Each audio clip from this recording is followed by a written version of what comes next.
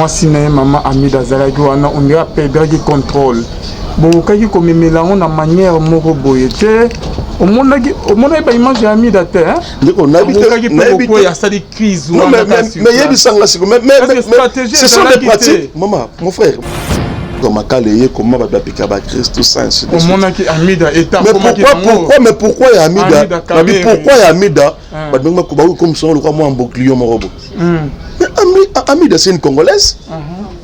Sa réaction c'est la même réaction à moi la chose ça la va parquer à Kalam à parquer et tout ça ceux qui vont donner qui ne makala. Donc ce gars ça c'est normal endosser la responsabilité qui va endosser la responsabilité parce que la personne qui l'a arrêté ce n'est pas moi ce n'est pas toi c'est la justice.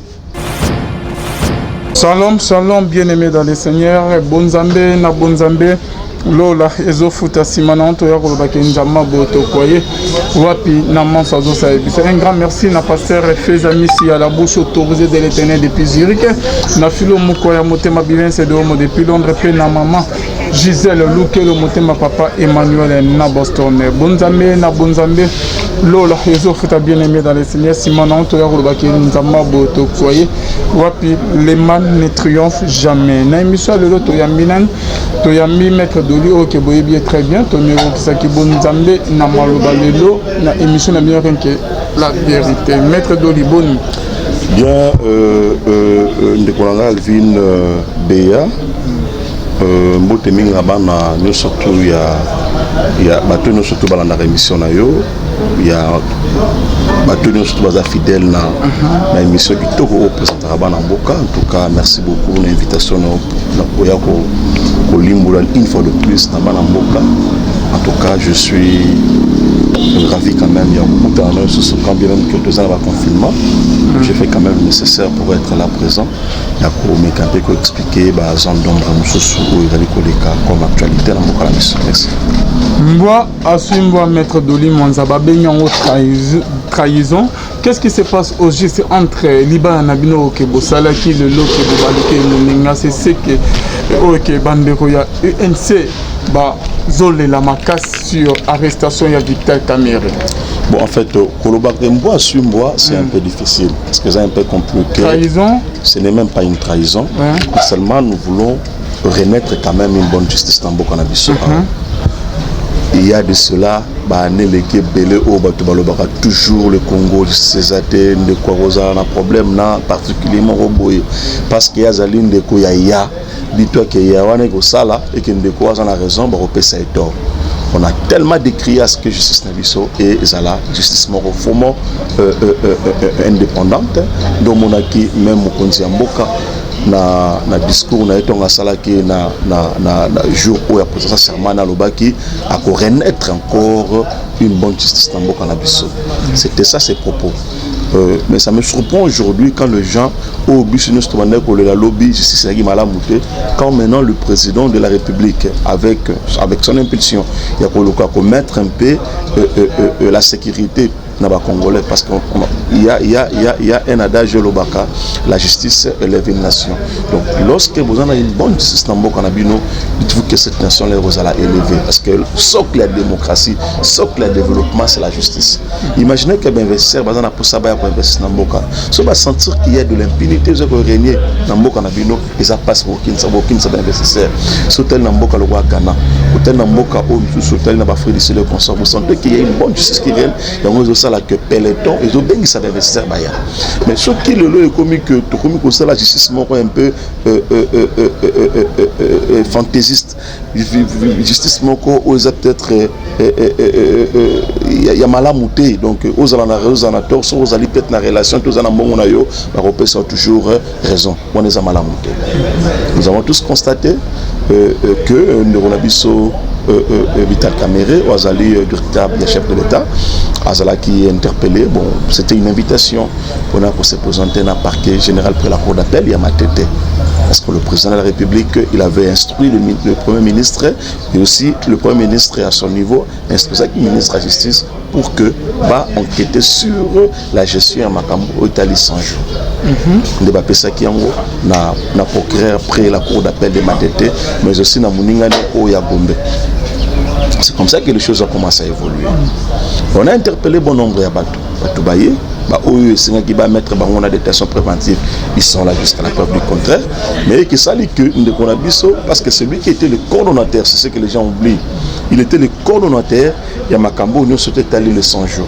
100 jours, quand ça 100 jours, on va résumer 100 jours dans Makambo est allé caca sur le mouton. Non, il s'oublie qu'il y a 4 à 100 jours, on devrait aussi construire ma maison préfabriquée. 10 000 maisons et 1000 maisons préfabriquées pour les militaires, 1000 maisons préfabriquées pour les policiers et tant d'autres. Il fallait battre pont. Donc ce n'est pas pour rien qu'on aujourd'hui DG il y a office de route, Azali aux arrêts jusqu'aujourd'hui. Donc, ce sont des histoires. Nous tous comme on coordonné parce que il n'y avait pas un gouvernement où ils avaient un gouvernement sortant. Donc, on a créé qui moi celui pour coordonner action surtout il y a 100 jours. Mais après étude faite, nous avons constaté que moi je dis toujours, on va faire comprendre la bâtiment surtout. Bongo oyo ki oyo yibi boy oyo détourner mais ça bongo pas na bongo va tirer bango te ba vendre na kati ba poche ta bango non, c'est notre argent. Les bongo ba contribuable congolais. Cet argent là ils ont ni argent de Vital Kamerhe, ils ont ni argent na bato nyo surtout baza constitué comme ba détourner ya bongo. Non. C'est notre argent. C'est mon argent, c'est ton argent. Ils ont même bongo ba ndeko na biso baza libana bazo bunda pona ekolo. Donc ceux qui un individu qui se croit plus le super humain il faut bénéficier donc aliambongo na biso kaka boye puis le laisser partir en tout cas c'est un peu difficile. Il y a pas c'est salut comme on a que muto azoyi babino mbongo muto oyo azoli mbongo na bino zambongo na yete mbongo na bino mais par rapport sur l'équipe président. Maître, vous parlez de qui au juste? Donc moi azolo bakaka que nous devons quand même bannir chercher à bannir ma pratique est malade. Laissons la justice faire son travail. La justice a estimé bon il y a pour mettre de Vital Kamerhe la détention préventive et laisser la justice continuer. Balobi que arrestation les alliés politisés maître Doli Monza. D'accord. Sur le Bengango arrestation politisée ça me surprend parce que Ndeko Vital Kamerhe ayaki kaka boité ba juillet bimano militaire il a été invité en invitation naie sur yango na mon bibo. Peut-être le procureur près la cour d'appel le PG Kisula avec un peu trop large parce qu'il a invité la personne mais Atiena Sewana a commis même le motif d'invitation naie chose et ça la marade.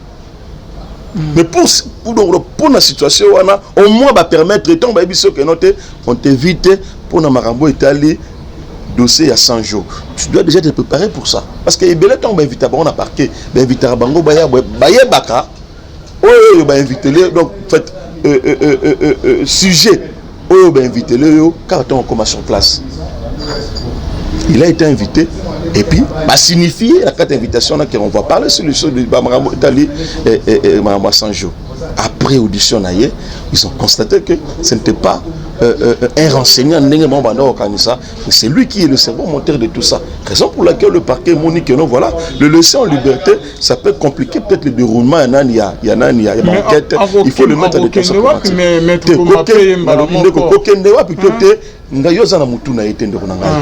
ce qui parquet le procureur a estimé commettre des détention préventive c'est que le procureur de ma prérogative n'a constaté que ce monsieur sa fuite est à craindre. Comment mettre de l'image que Vital Kamerhe je vais te dire une chose. Tu ne sais pas que les ambassades et sinon Ezalaka les États dans un État. Et les leçons de Vital Kamerhe à qui le roi à quel roi d'ambassade parce que l'ambassade il y a Angleterre. Toi qui l'ambassade à quelle ambassade à France. Tu sais que l'État congolais aura du mal à mettre on est comme à mon négociation entre États tout ça il peut aussi se constituer comme étant exilé politique là-bas. L'État congolais va perdre beaucoup de choses. Maître Doli Monza, c'est pour la première fois dans l'histoire Bamona directeur ya cabinet ya présidence bakangi ozomonte quelque part attaque bosali bonne ezali un peu sonne pour naké konzamboka dire que c'est la première fois dans l'histoire peut-être namboka na biso ah oui namboka na biso omoni je vais te dire une chose mon cher ami la justice il faut ezala équitable pour tout le monde c'est pas pour rien que batia balance on est raté ou équitable balance c'est la constance ce qui est le oyo to comité na niveau ya relaxa mutunyo surtout quel que soit ton rang que vous en au cas humain que la justice peut aussi mettre la main sur toi na bisayo c'est déjà une bonne chose c'est un bon acquis pour nous papa yo kondi makengai yo na régime où tu koleka oh papa on a fait des ngai na bison de konayo to komi koleka ça même apprentissage ya langue au Swahili yo kutana mu Swahili boye na dossier judiciaire yo longa ye papa ça l'a raté. Ce sont des mauvaises pratiques. Oh, tu lignes le zalaté. C'est comme tu on a bien balouba non? Non, ce n'est pas le cas.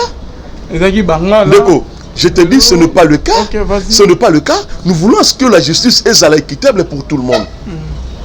Les gens oublient une chose. Neko Vital Kamerhe, Azali, directeur du cabinet à président de la République. Azali Naran, il y a vice-premier ministre. Mais les privilèges sont des avantages. Mais ils ont un privilège de juridiction. Parce qu'il n'est pas ministre encore, moi député. Il était député à Seda, à maintenant une nomination comme étant directeur du cabinet président de la République. Mais dès lors que, sur un sujet donné, on a constaté qu'il y a de bavures à son égard, pourquoi vous ne voulez pas que la justice s'enquête sur ça? Nous connaissons toujours que le Congo, c'est un patrimoine. Il y a Félix Tshisekedi propre. Rien. Le Congo, c'est notre patrimoine. Et ça, surtout. Il y a Ngaïa, il y a Ndekwa. Ce qui est un individu prend le luxe. Il y a à lui seul. Oye Sengeli, Bape Sango, Nabanambo, Kanyo, surtout. Non, mais quand même, il faut être sorcier. Tu vois comment est-ce que le peuple souffre. Comment est-ce que déjà pour la riposte il y a Covid-19 le docteur Mouyembe a signé un budget de 134 millions de dollars. Jusque là l'État disponibilisait moins de 5 millions parce que l'État congolais n'a pas d'argent. On n'est pas en mesure de faire comme d'autres États. Où nous en confinement, l'État a tout ça parce qu'on n'a pas de moyens. Mais voilà qu'il y a un monsieur qui veut à ce que le pays et vivre quand même. Mais yo, aux alliés partenaires aux alliés de Konaye, pour nommer ma Congo à un développement, on est encore comme nuire l'action, ça devient compliqué. Vous devez laisser tous que non voilà parce que surtout Félix Tshisekedi peut échouer surtout il n'y a que 3 choses que le président a retiré jamais échoué dira mandat c'est la justice, l'éducation. Quand je parle d'éducation au moins une gratuité à il y a mis balai où il y a mon nez. C'est la diplomatie. Ces 3 choses-là, le président de la République actuelle a réussi à en côté. Il y a un Hollandais qui a socle. Parce que quand vous avez un État où la justice est équitable, développement rien, sans problème. Quand vous avez un État où vous n'avez pas développé, raison pour laquelle le président il a facilité l'éducation dans les Congolais. De mon gratuité enseignement. Mon annonce surtout au Congo, ça a quand même la notion. Parce que bateau bandeko diriger biso avant lui, s'ils ont réussi à ça parce que donc ils n'ont pas voulu investir dans le Congolais. Bon nombre de Congolais baza illettré. Parce que dit que ce qu'appelle atangisi oyo appelle o mayele o wana à comprendre que y a zo diriger mabe à aux adversaires naie. C'est ça la politique et ba dictateur au autour de récemment. Vous allez pas la carte bazo bande ba Congolais bembe bière femme tout ça moi c'est tout ça. Mais lui quand même il est vénérable non quand même. Le pays ne peut pas développer lorsqu'il y a des abrutis. Il faut commencer par l'éducation. Moi, je suis à la classe, aux en classe au temps. En deuxième lieu, c'est la justice. Papa, moi je suis avocat. Tu peux imaginer qu'il arrive des fois dans un dossier judiciaire où tu plaides bien les dossiers. Vous avez la bonne voie. Mais après la plaidoirie, il faut aller voir au moins la composition. Ah, mon cher, au moins une composition, malgré que François Miné ne rebête au Leli. Aussi Mamoutou. Pourquoi? Comment la composition? C'était ça le système instauré par le régime. Le régime où tu as les KO. Il faut là, donc si tu veux une bonne justice Chambongo, tu veux la justice, mets l'argent. Maître Doli Manzana, il y a UNC, Bango Bazo dénoncé, Bazo Lobake, BBC accord au Bosniaki, et des trahison. Nassima pour na kake basu ki sama ndeko na biso Victor Kamere bango bateni ba propos ebele IDPS tant que Victor la ewa ba koma ko finga bazali contre UDPS bandeko ya UNC omonya ondeni mettre. D'abord en m'invitant dans plateau na yo, je ne suis pas venu pour insulter. Non. Seulement je suis venu pour démontrer aux gens que nous avons intérêt de laisser la justice à Salam Salana. Mais il n'y a pas ces avis comme on a déclaré ça qu'on a vu sur INC. Nous avons quand même reçu le mot d'ordre. Il y a le président national Jean-Marc Aboum, le président AI.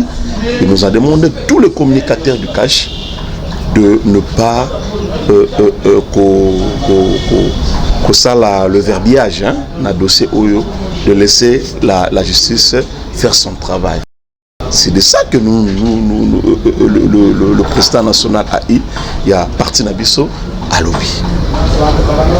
Mais il n'y a pas ce salut comme on a été que Bande Konabiso oh il y a UNC qui devrait en principe garder ma valeur wana, ils se mettent à côté de n'importe quoi. D'abord le fils de l'homme qui est le président de la République Félix Tshisekedi Antoine, mais aussi à notre parti qui est l'UDPS. Nous ne disons pas que la coalition cache et katana, non. Mais dans la coalition cache et l'accepter que ça là n'importe quoi. Nous allons qui nos mouvance quand tu es des impairs au ça non surtout au kangaote. Ne marambo tu le ka o zana afdel PPRD tout ça à ton na FCC sali mabe ba au kangaote. Non. Jusqu'à quand le Congo il reconnaître ba humiliation à Boye. Fallait quand même Moutoumora Bima Aloba, non. J'ai toujours dit aux gens que moi, dans Koyazankoy, le long a vu terre autant à plusieurs discours, il y a président, il y a notre fait président, Papa Etienne Tshisekedi. Dans le discours, on a surtout la déclaration, on a surtout. Et ça, atteindra 3 ou 4 phrases sans pour autant et l'état de droit. Atteindra 3 ou 4 phrases sans pour autant qu'on faire appel. Donc, il y a reprononcé quand même phrase mongo au état de droit contre 4. Parce que le président de la République, qui est le fils de son père, il a fait ses études en Europe, il a la culture européenne. Qu'est-ce que vous attendez de ces messieurs-là? Masayara, il peut pas parler, mais quand même, c'est que vous avez bien. Non, l'impunité chez lui, elle est karaté. Tu peux imaginer d'abord, avant toute chose, à demander d'auditer non yé. Il a demandé d'auditer. S'il va trouver salité pas naïe, il est prêt à se présenter. Quand on a vu Sarabatou, Félix Tshisekedi, c'est une bénédiction pour ce pays. Qui est ce président Banini Oyo na état na biso na Congo wa andi maba audité ye gestion na ba audité yango. Ce qui est président, le numéro 1 du pays, il a accepté d'être audité. Bon yo ndeko Kamere pour na ba audité il faut appeler la masse ya ba militaire na yo ba ya kuna na parquet général pour répondre à une invitation.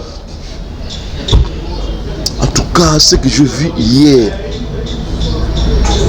c'est ce que vous avez vu hier. Bon, on a dit une suite, ok, militaire, est-ce que quand tu parles de militants de l'UDPS, au moins qui était drapeau UDPS là qui va. Qu'est-ce que toi tu as vu les drapeaux de l'UDPS là-bas? Mais normalement, ce que nous tenons sur toi, qui va insulter Kamere Mouyibi, il est de l'UDPS. Bandoya INC baleki na émission balobi que da bandoya IDPS ne bazo finge pe sima ya arrestation ezali sima nango ezali Jean-Marc Kabunda da sima na CG na bino bozo c'est la médiocrité c'est la médiocrité où il a bandeko na biso INC qui ne parvient pas à s'assumer. Ils doivent quand même s'assumer. Ndeko parquet général waneza parquet général ezali na kabia ka mwangate. Parquet général les a à la limiter. Et puis limiter sa voix au union surtout et ça c'est plusieurs communes. Au lieu que les machines on les limiter, au lieu que les gombe on les limiter, tout ça ainsi de suite. Ce qui va tout bailler wana pour la route là, comment est-ce que le directeur président de la République s'est présenté dans une invitation?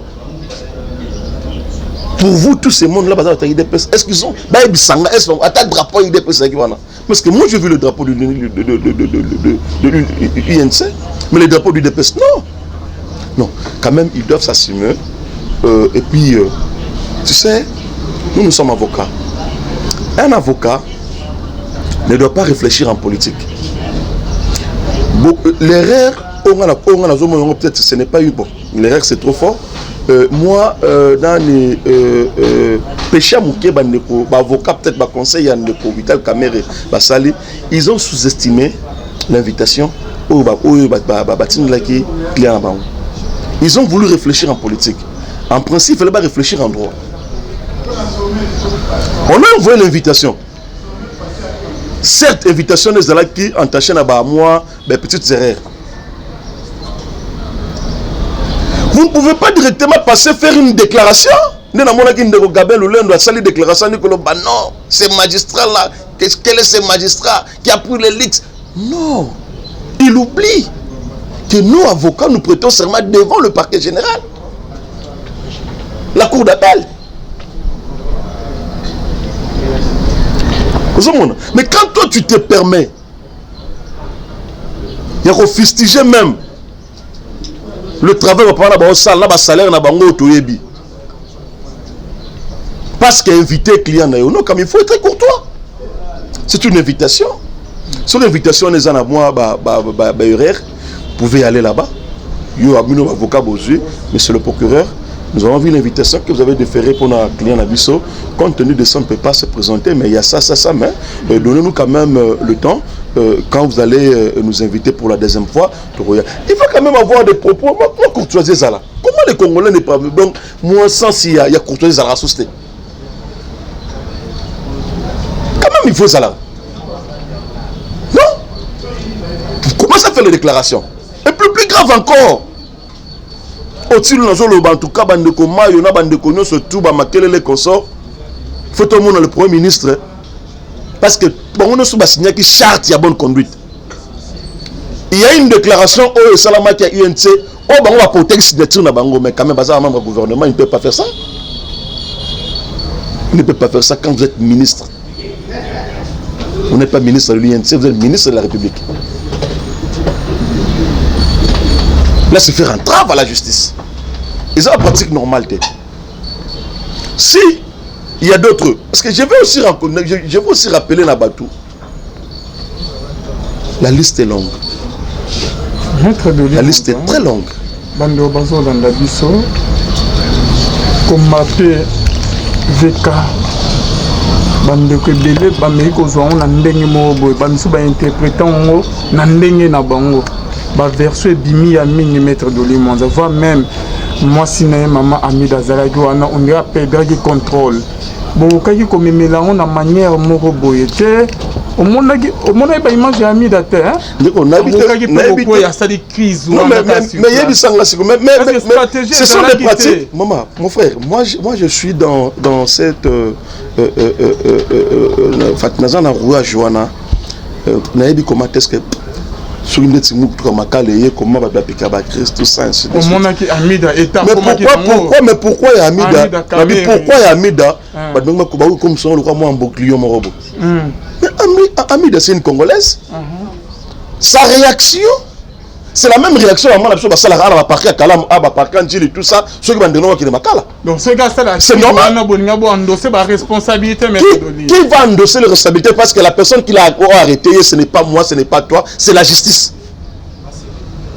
Non mais n'habitez si vous voulez faire de mon président si vous voulez faire je te dis si vous je ne veux pas que nous Congolais que tout transformer notre président en dictateur.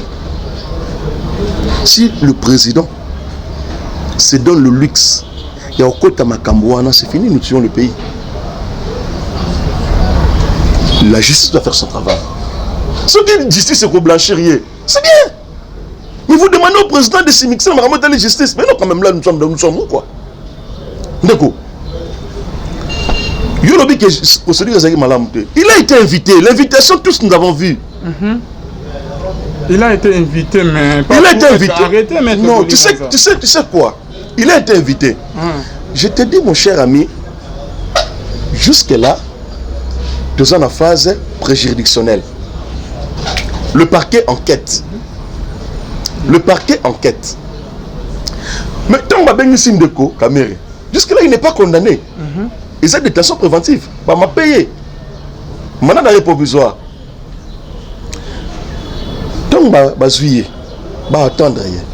On constate que le monsieur qui est par devant nous, on ne peut pas le considérer comme étant renseigné ou témoin.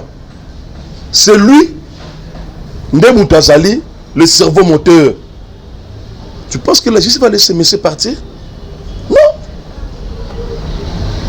Instruction n'a ça et ça a mis pendant 7 heures du temps. Chef. Pendant 7 heures du temps, sur une personne. D'abord, nous avons construit le dossier. Il n'a aucun intérêt. Il y aura un soir, on est président, on a nommé à directeur cabinet. Il a juste consigne à jouer. Mais quelle consigne? Quelle consigne? Le président, on peut se consigne en quoi? Toi, mais un peu qu'on élever notre façon de voir les choses. C'est ça en Europe, hein? Ça ne peut même pas faire le débat de tout le monde. Maître de Limonza, au monde de coopérative, tous autres travaillent. Problème. Le son au Yibi? Non, attaque na Yibi. Attaque au Yibi. Bon, comme un droit. Vous n'avez pas de preuves qu'à Yibi. Nasi, c'est maître de Limonza. Bon, celui qui na Yibi, maître de Limonza.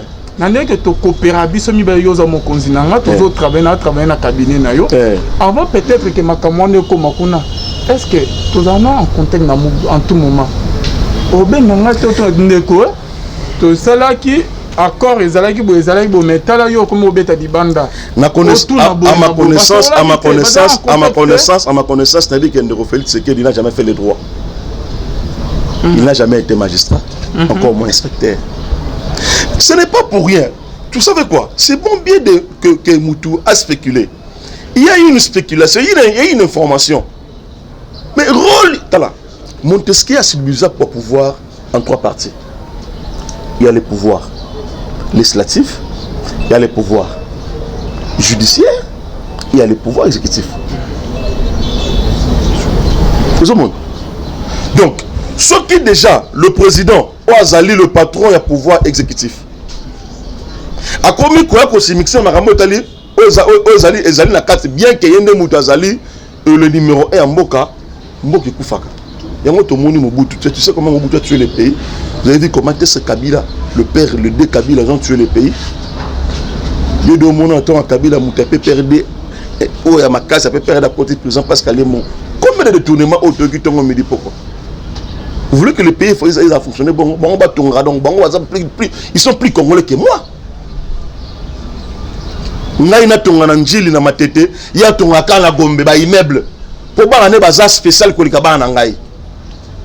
C'est de ce pays qui bolingi to continuer nango. Ba na ba sala ba gabegie financière kuna na poto tout ça ba nini ba belé. Donc moi ba na ngape te baza pe moi na ngape aza appelé tachata moi 10 000 20 000 pas que ça la paie moi folie. Ba na bangonde c'est permis. C'est pas normal. Donc, ça devrait quand même interpeller tout le Congolais. Kolobaete, Kena Congo, bien que le Congo, est entièrement détruit, mais nous gardons quand même de bons fils de ces pays, entre autres. Quelques magistrats basalia, c'est pas tout le magistrat bazamabé, quelques magistrats basalia avec loyauté et dignité. État des droits. Au Bénin, au bon, non? Mais oui. Et côté partout. Bon, pour na bande musu ba Bénin qui de partout, ba le état des droits ils ont samaka na ba oyo. Bazo travailler peme ya mokonza mboka ou koma tanise ke ba op ba sala ba mabe mingi na mboko yo ba faire chebe ya ba nanyo aussi le lo na kat na sama bele bozo la ndela bakana bango te bazo tamola li. Je t'informe ndeko na biso moi si Karine. Major Karine. Ozala ki cité na dossier. Oui, paraît que Abeta qui m'a ça aussi. Mais le dossier aussi Zali. Ah bon? Oui, mais elle a été interpellée aussi. Est-ce qu'il faut te le grand la télé to le bakeno te tala va interpeller? Non. Neko, vous savez, dans un dossier, tu ne peux pas il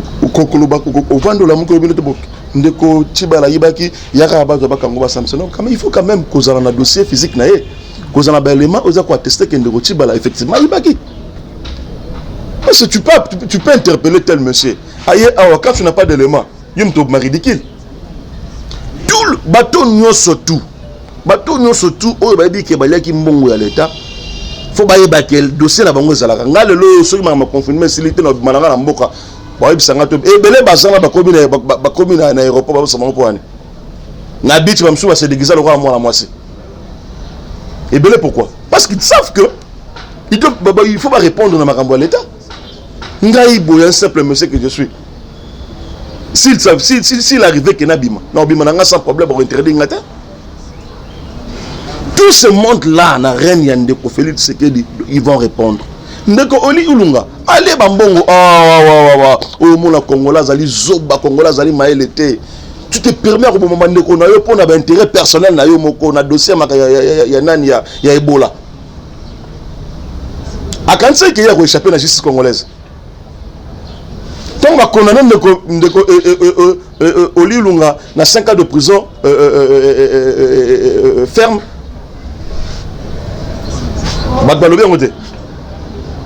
Non, mais ce qui est de caméra, il n'y a pas bon. Déjà, et pourquoi? Parce que quand tu es cité dans des dossiers pareils, il faut quand même avoir cette estime. Il y a Kobimaka même la tête haute. Tu démissionnes. Ah bon? C'est ça. Merci beaucoup. Kondimake va mettre à détention préventive. La qualité de cas chef de l'État, c'est honteux pour lui. Balobi beaucoup là barolime là barolia au jour ko sina bon yo nalobi kaka d'abord je vais te dire une chose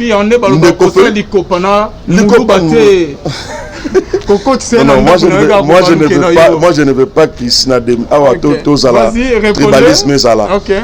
Ndeko Félix Tshisekedi d'abord, il est né dans l'opposition. Il a vécu l'opposition.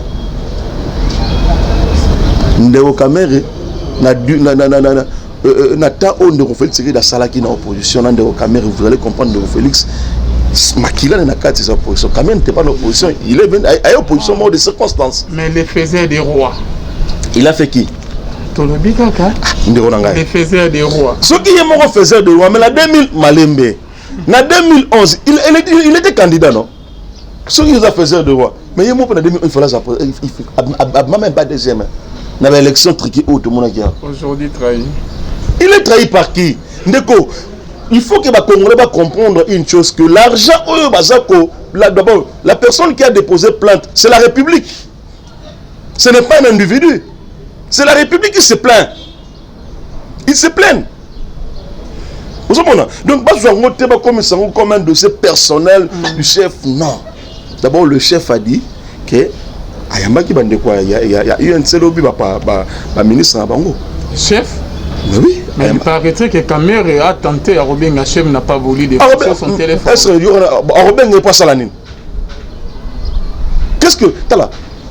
Avant de parler d'un individu, avant de parler d'une personne, avant de parler de la personne à poser la République, Félix Tshisekedi Antoine, il faut d'abord qu'on y baille. Moi, j'ai quand même le temps de bailler. Il est bon. Mais avec lui, il faut être loyal. Merci Maître Doli Monza d'avoir répondu à notre invitation. C'est à moi de vous remercier mon ami. En tout cas, surtout, il faut garder toujours attitude de ma confinement. Na bandeko baza na Congo, na baza Libanda. Tout ça en face de nous, c'est une guerre avec cette maladie, virus et à corona. Donc, bandeko, tout garder toujours ma mesure préventive, tout ça, aux alavomats contacter, rester chez toi, c'est une bonne chose et repermettre aux alavomats exposer tes naïbi que bandeko na biso mais belé surtout à Libanda, bazali vraiment victime ya makamuno surtout mais nous on continue toujours à prier pour eux et à garder toujours même moral avec eux avec espoir que nous allons resunga makamuno sur aussi là. Donc ngai pe na remercier on de Calvin na musala ozali ko sala en tout cas coup de chapeau na yo parce que moi anecdote moi placement nazala ki ba bando tanga kombo na yo non moi on a sarama musala malamu mingi en tout cas la République te remercie pour ça. Continue toujours à faire bien ton travail et ko futa yo kando lobaka nzamba ko sala lo les ofuta numéro 1 Maître Doli on a c'est à moi de vous remercier. Merci. C'est nous amène à Bonzan lo les autres. À la prochaine. Merci.